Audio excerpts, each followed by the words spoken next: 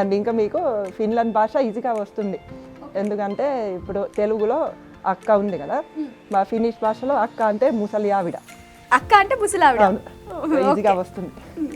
అంటే ఏమైనా similar words ఉన్నాయి ఇక్కడ అక్కడ కలిపేలాగా? సిమిలర్ వర్డ్స్ ఉన్నాయి. ఇప్పుడు అక్క ఒకటి, ఇంకొకటి ఎలక. ఎలక. ఎలక మా ఫినిష్ భాషలో ఎలక అంటే ఒక బాలేని జంతువు. బాలేని జంతువు. ఓ మాకు ఇక్కడ ఎలుక అంటే మూషిక వాహనం అన్నట్టు. అదే అదే సో అది ఒకటి. అండ్ ఇప్పుడు మీరు ఈ భాషలు చూస్తే యాక్చువల్లీ మీరు నమ్మలేరు కానీ మా ఫినిష్ భాష తెలుగు భాష అదే చాలా సంబంధాలు ఉన్నాయి, దగ్గర దగ్గర దగ్గర దగ్గర ఉన్నాయి. ఇప్పుడు స్ట్రక్చర్ చూస్తే, లాంగ్వేజ్ స్ట్రక్చర్ చూస్తే ఇప్పుడు ఇంగ్లీష్లో మనం for example in the house అంటాం, దాంట్లో 3 వర్డ్స్ ఉన్నాయి ఇన్ ద హౌస్. తెలుగులో ఇంట్లో ఒక వర్డ్లో ఒక ఎండింగ్ పెడతాం.